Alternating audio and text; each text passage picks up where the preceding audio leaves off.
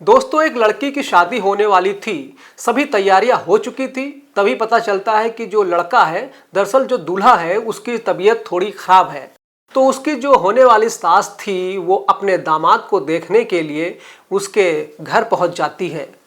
पहली मुलाकात थी अभी तक, तो दोनों सिर्फ फोन पर ही बातचीत किया करते थे। सुबह से लेकर शाम तक के लिए सास गई हुई थी, लेकिन दामाद जिद करने लगता है कि अगर आपको कोई एतराज ना हो तो आज रात को यहीं रुक जाइए। सास जैसे ही उस रात को रुक जाती है तो वो दोनों एक साथ एक ही बिस्तर पर सो जाते हैं। और इस बात का किसी ने कोई अंदाज़ा नहीं लगाया था कि इनके बीच में आखिरकार ये हो क्या गया है। अगला दिन निकलता है, सास जाने लगती है। दामाद कहता है कि एक दिन और रुक जाओ। फिर रुकते रुकते 5 दिन हो जाते हैं और दोनों 5 दिन तक सास और दामाद ऐसे रहते हैं जैसे पति और पत्नी रहते हैं, या फिर मियाँ और बीवी रहा करते हैं। इसके बाद शादी के दिन नज़दीक आ गए थे। अभी शादी में लगभग 9 दिन का समय बाकी था और पूरे इलाके में खबर फैल जाती है कि सास और दामाद दोनों घर से अचानक ही लापता हो चुके हैं। अब ये कहानी सोशल मीडिया पर कुछ इस कदर वायरल हो जाती है कि हर किसी की ज़ुबान पर यही बात चढ़ जाती है कि आखिरकार सास और दामाद ने ये सब क्या कर दिया है। आज की इस कहानी के माध्यम से जानने की, समझने की कोशिश करते हैं कि आखिरकार ये कहानी जो लोगों के सामने पहुंचती है, सास को दामाद से और दामाद को सास से जो मोहब्बत या इश्क हो जाता है, इसके पीछे की वजह क्या होती है और लड़की जिससे शादी हो रही थी उसके साथ क्या होता है। नमस्कार, आदाब, सत श्री अकाल। मैं हूं दिलीप यादव। आज की जो सच्ची कहानी है मैं आपको जो सुनाने जा रहा हूं, ये सच्ची कहानी है उत्तर प्रदेश के जिला अलीगढ़ की। जिला अलीगढ़ का एक थाना लगता है मंडराग, और इसी थाना क्षेत्र का एक गांव लगता है मनोहरपुर कायस्थ। दरअसल इस गांव की रहने वाली एक महिला का नाम होता है सपना देवी। सपना देवी अपने पति, जिसका नाम जितेंद्र उर्फ जीतू होता है, उससे कहती है कि देखो, अभी शादी में कुछ कुल 9 दिन बाकी हैं और 6 अप्रैल 2025 की ये तारीख आ चुकी है। आपको मेरी बहन के घर जाना चाहिए और अगर आप कार्ड देकर वापस आ जाएंगे तो ठीक है, हमें और भी बहुत सारे काम जो करने हैं।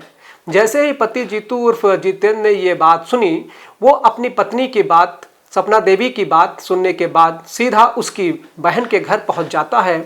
और पहुंचने के बाद वहां पर कार्ड वगैरह देकर जो आसपास के इलाके में बेटी की शादी के जो कार्ड थे वो भी बांटता है। और बांटने के बाद जब वो वापस लौटकर घर आता है तो 6 अप्रैल 2025 की रात लगभग 8:30 बजे के आसपास का वाकया है। जीतू ने अपनी बेटी शिवानी से पूछा, बेटी तुम्हारी माँ दिखाई नहीं दे रही है? तो बेटी कहती है कि पिताजी, वो शाम 4:30 बजे के आसपास घर से निकली थी, ये कहकर कि मैं बाजार जा रही हूँ, मुझे कुछ खरीदारी करनी है और थोड़ा सा वक्त लग जाएगा। जैसे ही पिता ने ये बात सुनी, उसने अपनी पत्नी को फ़ोन लगाया और फ़ोन लगाने के बाद अपनी पत्नी से बातचीत करने की कोशिश करता है। जैसे ही कोशिश की तो पत्नी ने कहा कि मैं बस आ रही हूँ, बस पहुँचने वाली हूँ। यानी कि वो अगले 1 घंटे तक रात के 8:30 बजे से लेकर 9:30 बजे तक लगातार फ़ोन लगाता रहता है।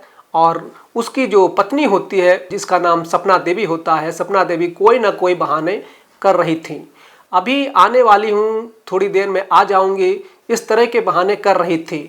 कब 1 घंटा बीत जाता है पता ही नहीं चलता है और अचानक ही नंबर स्विच ऑफ हो जाता है। लेकिन जब नंबर स्विच ऑफ हुआ था तो आखिरकार ये पता चल चुका था कि वो किसके साथ में है, किसके साथ में नहीं है। जितेंद्र उर्फ जीतू ने अपने दामाद को फ़ोन लगाया और दामाद से कहा कि मुझे पूरी जानकारी है कि जो मेरी पत्नी है, यानी कि जो सपना देवी है, वो तुम्हारे साथ हैं, मेरी बात कराओ। जो दामाद होता है उसका नाम राहुल होता है, जिससे 16 अप्रैल 2025 को शादी होने वाली थी। तो उसके बाद दामाद ने, यानी कि राहुल ने कहा कि वो मेरे साथ नहीं है। लेकिन जब ससुर ने बार बार रिक्वेस्ट की तो आखिरकार राहुल ये कहने लगता है कि अब इनकी चिंता करना आप छोड़ दीजिए।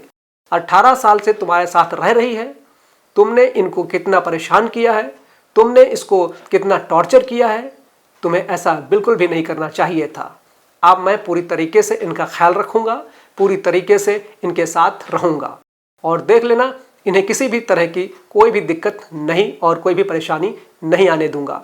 जैसे ही ये बात आती है, आखिरकार जो ससुर होता है, जिसका नाम जितेंद्र उर्फ जीतू होता है, उसके पैरों तले से जमीन खिसक जाती है कि दामाद ये सब क्या बात कर रहा है। और तकरीबन रात के 10:30 बजे थे, नंबर स्विच ऑफ हो जाता है, बंद हो जाता है। बातचीत करने का जो साधन था, कम्युनिकेशन था, वो टूट जाता है। अब जो ये जितेंद्र उर्फ जीतू होता है, वो सोचकर परेशान था कि आखिरकार उसकी पत्नी ने क्या किया है, कहाँ गए हैं, कहाँ नहीं है। वो इंतज़ार कर रहा था कि हो सकता है कि पूरी रात निकल चुकी है, सुबह तक आ जाएगी। पूरी रात बैठे बैठे इंतज़ार कर रहा था, दरवाजे पर लगातार टकटकी लगाए बैठा था कि कब उसकी पत्नी सपना आएगी और उसको जो भी लग रहा था, जो डाउट लग रहा था, वो डाउट सिर्फ डाउट में ही बदल जाएगा और उसकी पत्नी वापस आ जाएगी। पूरी रात निकल जाती है। इसके बाद जीतू आसपास के लोगों से बातचीत करता है, अपने रिश्तेदारों से बातचीत करता है, परिवार के लोगों से बातचीत करता है और कहता है कि उसकी जो पत्नी है वो रात अचानक से गायब हो गई है, पता नहीं उसका कहाँ है, किस हाल में है। तभी घर वाले, परिवार वाले उससे कहते हैं कि तुम बिल्कुल परेशान मत हो, पहले घर देखो, घर में आखिरकार कोई दिक्कत तो नहीं हुई है, कोई परेशानी तो नहीं हुई है। घर की जो अलमारी थी, घर की जो चीज़ें थी देखी जाती हैं तो पता चलता है कि घर में लगभग 3.5 लाख रुपए थे, वो नकदी गायब थी। साथ ही साथ लगभग 5 लाख के जेवरात थे, वो भी गायब थे। अब इतना देखने के बाद एक तो ये कि उसकी पत्नी गायब हो चुकी है, दूसरा ये कि नकदी और जेवरात वो भी गायब हो चुके हैं। अब ये व्यक्ति बहुत ज़्यादा परेशान हो जाता है। अपने ही कुछ साथियों को लेके नज़दीकी पुलिस स्टेशन यानी कि मंडराक पहुंच जाता है। वहां जाने के बाद कहानी सुनाता है, कहता है कि साहब, अक्टूबर 2024 की ये बात है। राहुल नाम के एक लड़का है जिसकी उम्र लगभग 20 साल के आसपास है। उसके पिता का नाम होरीलाल है, जो कि बछरिया नगला थाना दारो का रहने वाला है, जिसकी तहसील छर्रा लगती है, जिसका जिला अलीगढ़ लगता है। उससे उसकी बेटी की शादी तय हो गई थी। बेटी जो कि उसकी 8वीं क्लास तक पढ़ी थी, उसका नाम शिवानी है। इन दोनों की शादी तय हो गई थी। ये लगभग अक्टूबर 2024 के आसपास की बात है। इसके कुछ ही दिनों के बाद, लगभग 1 महीना या 1.5 महीना या 2 महीने का समय बीता ही होगा और सास और दामाद दोनों आपस में बातचीत करना शुरू कर देते हैं। दरअसल जब ये रिश्ता लगा था तब वो बीच में आ जाता है। वो कर्नाटक की राजधानी बेंगलुरु में रहकर फेरी का काम किया करता है, कपड़े का व्यापार करता है। गांव-गांव जाकर, शहर-शहर जाकर वो कपड़े बेचता है। इस तरीके का उसका बिजनेस, उसका व्यापार है। वो घर पे कम रहा करता है। वो जब भी मैं घर पे फ़ोन करता है था तो उसे पता चलता था कि जो उसकी पत्नी है वो दामाद से बात कर रही है। जब देखो तब 24 घंटे में लगभग 14 से 15 घंटे वो अपने दामाद से ही बातचीत किया करती थी। तब तक तो कोई शक नहीं था, लेकिन अब उसका अचानक से यूं गायब हो जाना बहुत ज़्यादा परेशानी कर रहा है। जब उसकी अंतिम बार बातचीत हुई थी तो उसने कहा, शादी को 18 साल हो गए हैं, तुमने 18 साल इन्हें कितना परेशान किया है। वो अब तुम्हारे साथ नहीं रहेगी, वो उसके साथ रहेगी, उसका वो पूरी तरीके से ख्याल रखेगा। साहब, उसकी पत्नी को ढूंढ के ला दीजिए। घर से 3.5 लाख रुपए की नकदी गायब है, लगभग 5 लाख के जेवरात भी गायब हैं। बेटी का रो रो कर बुरा हाल हो गया है। आखिर करें तो क्या करें। तब वो उससे पूछते हैं कि वो कैसे मिले, कैसे बातचीत की। उसने कहा कि पहले तो वो सिर्फ बातचीत ही क्या करते थे फ़ोन पर, लेकिन 1 मार्च 2025 को उसके पास फ़ोन पहुंचता है। उस वक्त वो बेंगलुरु में ही अपना काम कर रहा था। पत्नी सपना देवी कहती है कि दामाद जी की थोड़ी तबीयत खराब है, पता चला है कि उन्हें जाकर देखना चाहिए। जब बात देखने की आती है, वो खुद कहता है कि जाकर तुम देख आओ। पत्नी खुद कहती है कि मैं सुबह को जाऊंगी और शाम तक वापस घर लौट आऊंगी। लेकिन वो ना 1 तारीख को लौट कर आती है, ना 2 तारीख को लौट कर आती है और ना 3 तारीख को लौट कर आती है, ना 4 को आती है, ना ही वो 5 को लौट कर आती है। पूरे 5 रात वो अपने दामाद के साथ ही रहती है। तब तो हमें अंदाज़ा बिल्कुल नहीं था, लेकिन अब ये साफ साफ अंदाज़ा लग रहा है कि इन दोनों की पहली बार ये 1 मार्च, 2 मार्च, 3 मार्च, 4 मार्च और 5 मार्च को जो फिजिकल रिलेशन बने थे, वो दोनों एक दूसरे के बहुत ज़्यादा करीब आ चुके थे। शायद यहीं से इन दोनों का प्यार परवान चढ़ गया था। इसीलिए आप हमें मदद कीजिए। पुलिस वालों ने ये कहते हुए कि ठीक है, आप तहरीर दे दीजिए इस मामले की, हम जांच करते हैं, पड़ताल करते हैं। दोनों का जो नंबर था वो सर्विलांस पे लगा दिया जाता है। साथ ही उनकी जो मोबाइल की कॉल डिटेल डाटा निकालने की कोशिश की जा रही थी। साथ ही उनकी जो लोकेशन थी उसके बारे में पता करने की कोशिश की जा रही थी। पूछा जाता है कि आखिरकार शादी कब की थी। तब एक बात सामने आती है कि 16 अप्रैल 2026 को गांव के अंदर ही शादी होनी थी। यहीं पर टेंट का इंतजाम था, वहीं पर सब कुछ खाने पीने के लिए हलवाई कर लिए गए थे, सामान वगैरह खरीद लिया गया था, कार्ड बांट दिए गए थे। वो 25 मार्च को वापस लौट कर आता है और जब 25 मार्च को वापस लौट कर आया था तो उसने जब भी वो अपनी पत्नी को देखता था, पत्नी हर वक्त बातचीत किया करती थी। पूछता था, मैं किससे बात कर रही हूँ? दामाद जी से बात कर रही हूँ। उसे लग रहा था कि दामाद का और सास का जो रिश्ता होता है माँ और बेटे की तरह होता है। उसके दिमाग में, उसके मन में कोई गलत ख्याल नहीं आया था। लेकिन जो दामाद और जो सास होती है, इन दोनों के मन में तो इतनी गंदगी पल रही थी, किसी ने इस बात का अंदाज़ा नहीं लगाया। 1 अप्रैल 2025 की बात है। दामाद ने फ़ोन करके कहा था कि ससुर जी यानी कि पापा जी, मुझे मोबाइल चाहिए, आप मुझे एक मोबाइल तो गिफ्ट कर दो। जब बात मोबाइल के गिफ्ट करने की आती है तो वो वीगो का मोबाइल गिफ्ट करते हैं, जिसकी कीमत लगभग 20,000 रुपये के आसपास होती है। वो मोबाइल किस्तों पर लिया गया था और किस्त पर लेने के बाद उसे दे दिया जाता है। वो ये नहीं जानता था कि इस मोबाइल का भी वो गलत इस्तेमाल करेंगे। आखिरकार इस मामले में पुलिस जांच पड़ताल में जुट जाती है, ये पता निकालने की कोशिश करने लगती है। जब ये जानकारी जुटाई जाती है तो पता चलता है कि जो उसकी पत्नी है जितेंद्र उर्फ जीतू की, उसका असली नाम है अपना देवी, लेकिन उन्हें प्यार से सपना देवी बुलाते हैं।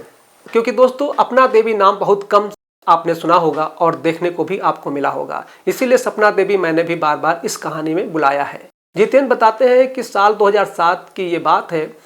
थाना मिरहची क्षेत्र में एक गांव लगता है जयरामपुर और जिला लगता है एटा, जो कि उत्तर प्रदेश का ही एक एटा जिला है। 2007 में इनकी शादी हुई थी।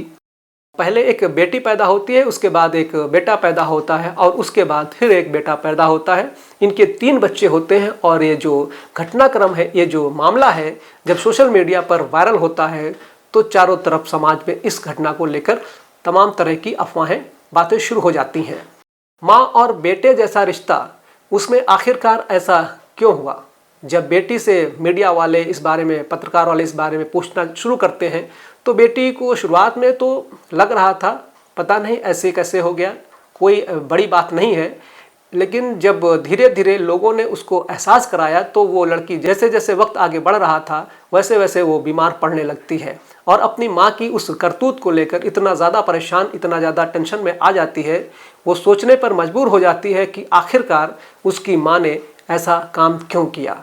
एक पत्रकार ने उससे पूछा कि आप क्या कहना चाहती हो अपनी माँ के बारे में? तो उसने कहा कि बस मैं अपनी माँ से एक ही बात कहना चाहती हूँ, जो भी नकदी, जो भी जेवरात तुम यहाँ से लेकर गई हो वो हमें वापस कर दो और उसके बाद चली जाओ। इसके अलावा हमें तुमसे कुछ भी नहीं चाहिए। यही बात जब एक पत्रकार ने जितेंद्र उर्फ जीतू से पूछा तो क्या कहना चाहते हो, तो वो कहता है कि बस मैं पुलिस प्रशासन से एक ही अपील करता हूँ, एक बार मेरी आंखों के सामने मेरी पत्नी को लाकर दे दे। मैं अपनी पत्नी से पूछना चाहता हूँ कि आखिरकार तुमने अपनी बेटी के लिए इतना बुरा काम क्यों किया है। हालांकि पुलिस ने इस मामले को जीडी में तो दर्ज कर लिया है, लेकिन अभी तक कोई एफआईआर दर्ज नहीं की गई है।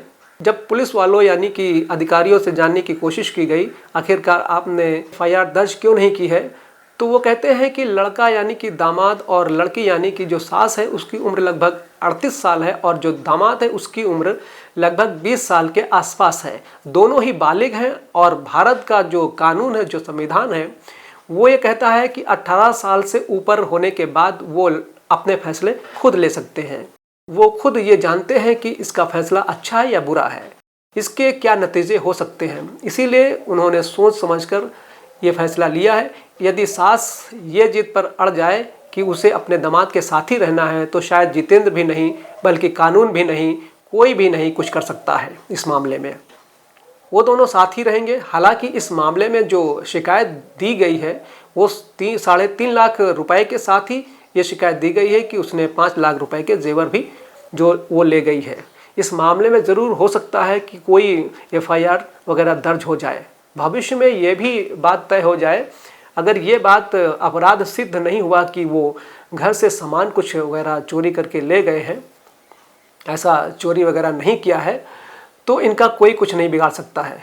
वो चाहे जहाँ चाहे वहाँ रह सकते हैं। पुलिस प्रशासन उन्हें ढूंढने की तमाम कोशिश कर रही है, लेकिन ढूंढ के भी शायद कोई फ़ायदा नहीं होगा। लेकिन उसने ना केवल 2 बच्चों का नुकसान किया है, जो 2 बेटे हैं, और साथ ही बेटी का नुकसान किया है। बेटी की इज्जत को भी तार-तार कर दिया है, अपनी भी इज्जत को तार-तार किया है। समाज में जो एक मैसेज था, संदेश था, वो भी बहुत गलत चला गया है। दोस्तों, इस समय उत्तराखंड की लोकेशन मिली हुई है जो लास्ट में उसको पता चली है। और दोस्तों, इस पूरे घटनाक्रम को सुनाने का उद्देश्य किसी को परेशान करना बिल्कुल नहीं है, बल्कि आप लोगों को जागरूक करना है, आपको सचेत करना है। सोच समझ कर काम करना चाहिए। इस घटना ने पूरे हिंदुस्तान को हिला कर रख दिया है, लोगों को सोचने पर मजबूर कर दिया है कि एक सास ने आखिरकार ऐसा क्यों कदम उठाया, जबकि वो उसकी बेटी से महज 2 साल बड़ा है। बेटी 18 साल की है, वो दामाद 20 साल का है। ऐसा क्यों किया? बस यही सोच सोचकर बेटी का भी, उसके पति का भी, साथ ही पूरे समाज का भी सोचकर भी ये बुरा हाल है कि आखिरकार ये समाज किस तरफ जा रहा है। और आप सब लोग अपना ख्याल रखें, सुरक्षित रहें। धन्यवाद। जय हिंद।